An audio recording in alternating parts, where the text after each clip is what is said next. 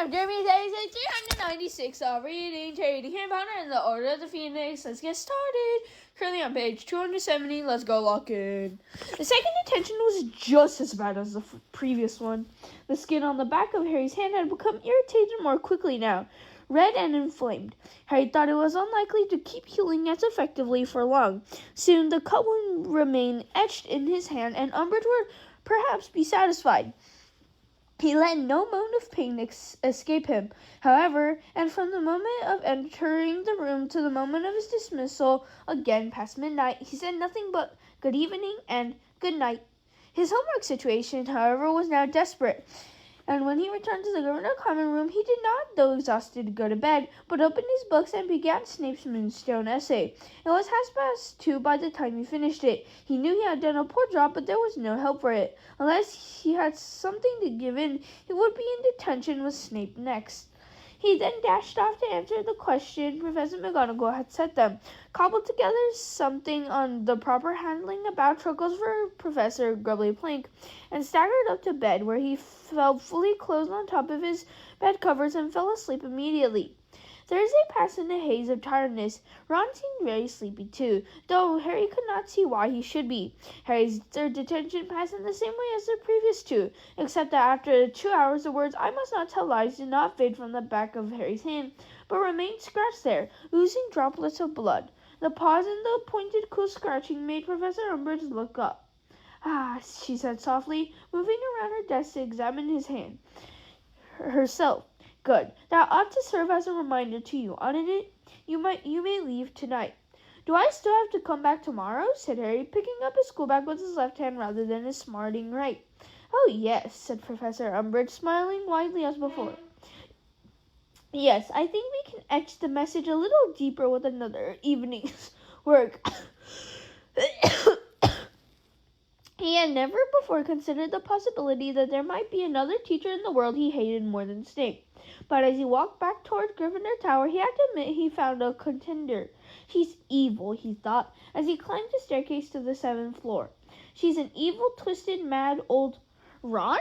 He had reached the top of the stairs, turned right, and almost walked into Ron, who was lurking behind a statue of Lachlan the Lanky, clutching his broomstick.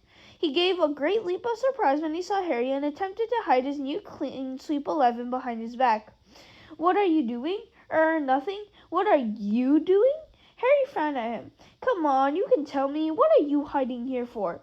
I'm hiding from Fred and George, if you must know," said Ron. "They just went past with a bunch of first-years. I bet they're testing stuff on them again. I mean, they can't do it in the common room now, can they? Not with Hermione there." He was talking in a very fast, feverish way. "But what have you got your broom for? You haven't been flying, have you?" Harry asked. Well, okay, I'll tell you, but don't laugh, all right?" Ron said defensively, turning redder with every second. I thought I'd try out for Gryffindor Keeper now I've got a decent broom." "There, go on, laugh." "Open up, open sesame." "I'm not laughing," said Harry. Ron blinked. "It's a brilliant idea. It'd be really cool if you got on the team. I've never seen you play keeper. Are you good?" "I'm not bad," said Ron, who looked immensely relieved at Harry's reaction. "Charlie, Fred, and George always made me keep for them when they were training during the holidays." "So you've been practicing tonight?" "Every evening since Tuesday. Just on my own, though. I've been trying to bewitch Quaffles to fly at me, but it hasn't been easy, and I don't know how much use it'll be." Ron looked nervous and anxious. "Fred and George are going to laugh themselves stupid when I turn up for the tryouts. They haven't stopped talking the mickey out of me since I got made a prefect." "I wish I was going to be there," said Harry bitterly, as they set off together toward the common room. "Yeah, so do. Harry, what's that on the back of your hand?" Harry, who had just scratched his nose with his free right hand, tried to hide it, but it had as much success as Ron with his clean sweep. "It's just a cut. It's nothing. But Ron had grabbed Harry's forearm and pulled the back of Harry's hand up level with his eyes. There was a pause, during which he stared at the words carved into the skin. Then he released Harry, looking sick. "I thought you said she was giving you lies?" Harry hesitated, but after all, Ron had been honest with him, so he told Ron the truth about the hours he had been spending in Umbridge's office. "That old hag!" Ron said in a revolted whisper as he came to a halt in front of the fat lady, who was dozing peacefully with her head against her frame. "She's sick! Go to McGonagall! Say something!" "No," said Harry at once. "I'm not going to give her the satisfaction of knowing she's got to me." "Got to you? You can't let her get away with this." "I don't know how much power McGonagall's got over her," said Harry. "Dumbledore! Then tell Dumbledore." "No," said Harry flatly. "Why not?" "He's got enough on his mind," said Harry. But that was not the true reason. He was not going to go to Dumbledore for help when Dumbledore had not spoken to him once since last June.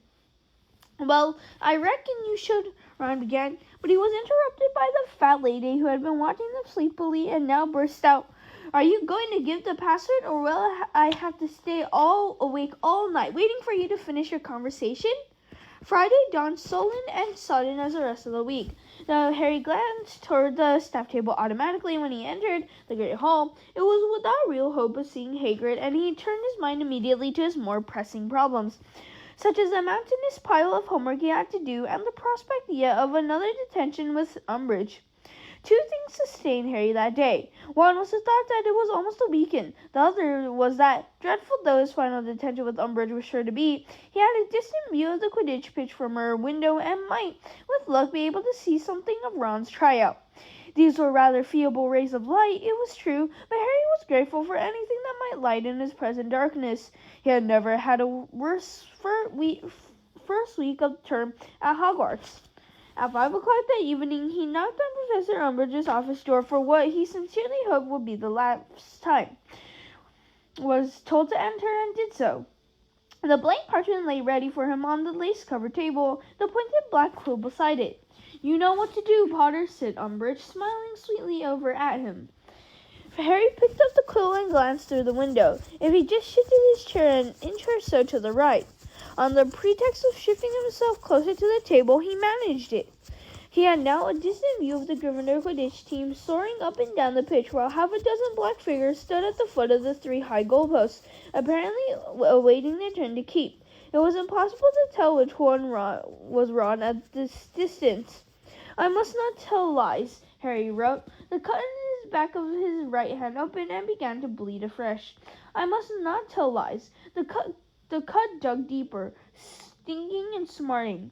"I must not tell lies." Blood trickled down his wrist. He chanced another glance out of the window. Whoever was defending the goalpost now was doing a very poor job indeed. Katie Bell scored twice in a few seconds. Harry dared watch, hoping very much that the keeper wasn't Ron. He dropped his eyes back to the parchment, shining with blood. "I must not tell lies. I must not tell lies." He looked up whenever he thought he could risk it. When he could hear the scratching of Umbridge's quill or the opening of a desk drawer, the third person to try out was pretty good. The fourth was terrible. The fifth dodged a bludger exceptionally well, but then fumbled an easy save. The sky was darkening so that Harry doubted he would be able to watch the sixth and seventh people at all.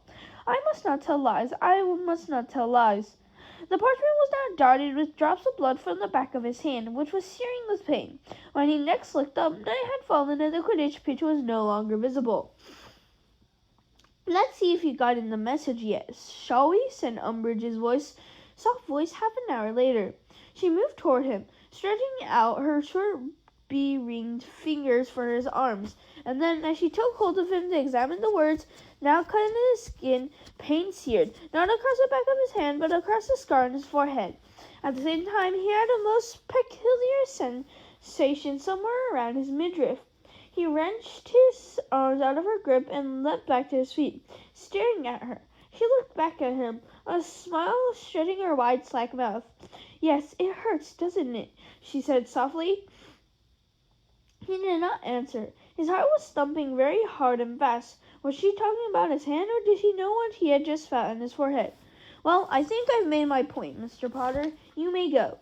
He caught up his school bag and left the room as quickly as he could. "Stay calm," he told himself as he sprinted up the stairs. "Stay calm. It doesn't necessarily mean what you're thinking it means. Mimblus Mimbletonia." He gasped at the fat lady, who swung forward once more.